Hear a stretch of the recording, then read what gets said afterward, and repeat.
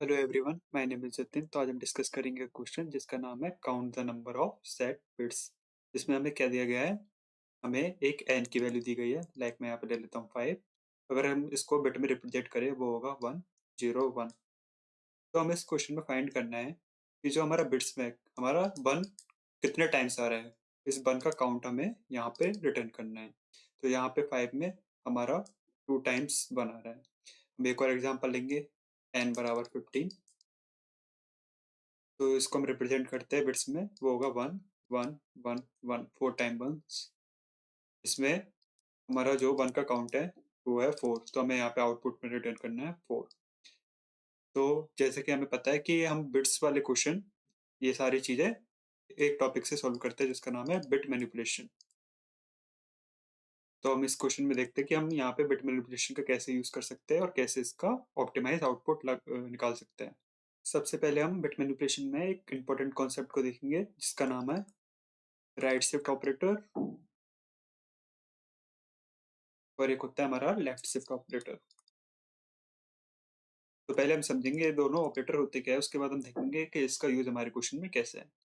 तो right shift operator को मैं डिफाइन करता हूँ ऐसे, और लेफ्ट शिफ्ट ऑपरेटर को डिफाइन करता हूँ मैं ऐसे। तो राइट शिफ्ट ऑपरेटर मीन्स, मान लीजिए मेरे पास कुछ बिट्स है 1 0 1 0। अगर मैं इसका राइट शिफ्ट ऑपरेटर करूँ 2 के साथ, 2, तो हमारा क्या होगा, ये जो आगे की 2 वैल्यू है वो यहाँ से रिमूव हो जाएंगी। 0 हमारा आगे आ जाएगा, देन उसके बाद हमारा 1 आगे आ जाएगा, और पीछे हमारे 2 0 ऐड हो जाएंगे। सेम हमारा लेफ्ट शिफ्ट में होता है। अगर मैं इसी सेम एग्जांपल को लेफ्ट शिफ्ट करूँ 2, तो हमारे पीछे की 2 वैल्यू यहाँ से रिमूव हो जाएंगी। 1 हमारा पीछे चले जाएगा, 0 हमारा फिर उसके बाद आएगा, फिर हमारे 2 0 ऐड हो जाएंगे। तो यहाँ पे इस क्वेश्चन में ये हमारी कैसे हेल्प कर सकता है कि हमें यहाँ पे निकालना क्या है कि नंबर ऑफ बिट्स कितने हैं। लाइक मेरे पास एग्जांपल है n इक्वल टू 5, जिसकी बिट है 1 0 1। हम पहले क्या करेंगे, हम एक एक बिट को देखेंगे।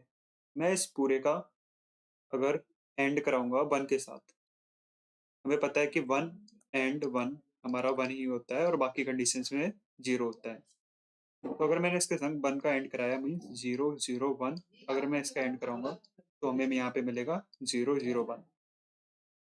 तो अगर यहाँ पे हमें 1 मिल रहा है तो इसका मतलब हमें हमें पता लग जाएगा कि हमारा लास्ट जो डिजिट है मीन्स लास्ट बिट है, उसकी वैल्यू 1 है। तो यहाँ पे मैं कर दूंगा काउंट को प्लस प्लस, यहाँ पे मैं काउंट का एक ट्रैकर ले लेता हूँ। अभी काउंट की वैल्यू हमारी 1।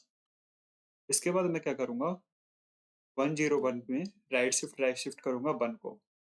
जैसे मैं ये करूंगा तो हमारा 1 यहाँ से रिमूव हो जाएगा, 0 हमारा आगे आ जाएगा, देन उसके बाद हमारा 1 आ जाएगा। तो ये 1 0 को अगर मैं एंड कराऊंगा 1 के साथ, तो यहाँ पे हमें मिलेगा 0 0, मीन्स हमारी ये बिट 1 नहीं है। हमें पता लग जाएगा कि हमारी लास्ट बिट 1 नहीं है, तो इस कंडीशन में हमारा काउंट इंक्रीज नहीं होगा। देन उसके बाद मैं इस 1 0 का राइट शिफ्ट कराऊंगा 1 के साथ, तो ये 1 आगे आ जाएगा यहाँ पे। तो अब इस 1 का मैं एंड कराऊंगा अगर 1 के साथ, तो हमें मिलेगा 1। तो हमें पता लग जाएगा यहाँ पे कि हमारा लास्ट बिट 1 है, तो इस कंडीशन में मैं काउंट को 1 से इंक्रीज करा के कर दूंगा 2। तो using the right shift operator and and operator we can solve this problem. और इस कोड की जो टाइम कॉम्प्लेक्सिटी है वो होगी log n, क्योंकि हमारा जो एंड ऑपरेटर है और जो हम यूज कर रहे हैं राइट शिफ्ट ऑपरेटर, वो एक log n टाइम लेगा, और जो इसकी स्पेस कॉम्प्लेक्सिटी होगी वो होगी बिग ऑफ 1। सो अब हम इसका कोड देखेंगे। तो यहाँ पे मैंने एक जावा क्लास बना ली जिसका नाम है count number of set bit dot जावा नाम से। इसके अंदर एक मेन फंक्शन डिफाइन है। इसके अंदर फर्स्ट मैं एक वेरिएबल लूंगा n नाम का, जिसकी वैल्यू करंटली रख देता हूँ मैं 5। यहाँ पे एक मैं लगाऊंगा वाइल लूप जो चलेगा जब तक हमारा n नॉट इक्वल टू 0 नहीं हो जाता। उसके बाद मैं एक इफ कंडीशन लगाऊंगा, इफ यदि हमारा n and operator plus 1, n and operator 1 के साथ यदि हमारा ये वैल्यू देता है 1, तो इसका मतलब हमारा लास्ट बिट 1 है। तो इस कंडीशन में क्या करूंगा, यहाँ पे एक और वेरिएबल ले लेता हूँ काउंट नाम का। इसकी फर्स्ट इनिशियलाइज करा देता हूँ मैं 0, तो यहाँ पे अगर हमारा लीस्ट सिग्निफिकेंट बिट अगर हमारा 1 है तो यहाँ पे मैं करा दूंगा काउंट प्लस प्लस, उसके बाद मैं कर दूंगा n equal to n right shift operator 1। तो यहाँ पे हमारा हमें काउंट मिल जाएगा। लास्ट में मैं क्या करूँगा, इसको प्रिंट करा लूँगा system dot out dot println के साथ।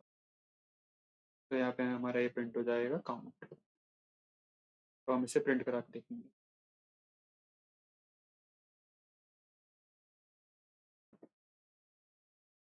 तो हम इसे रन करा के देखते हैं।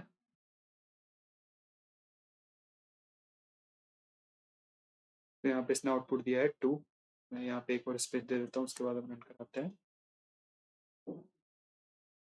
यहाँ पे हमें आउटपुट मिल गया 2। अगर मैं यहाँ पे n की जगह लेता हूँ 15 और हम इसे रन कराते हैं तो हमें आउटपुट 4 मिलना चाहिए, क्योंकि 15 में हमारे 4 सेट बिट होते हैं। तो यहाँ पे हमें आउटपुट मिला है 4 और यही हमारा करेक्ट आउटपुट है। तो thank you for watching this video. Please like and subscribe my channel.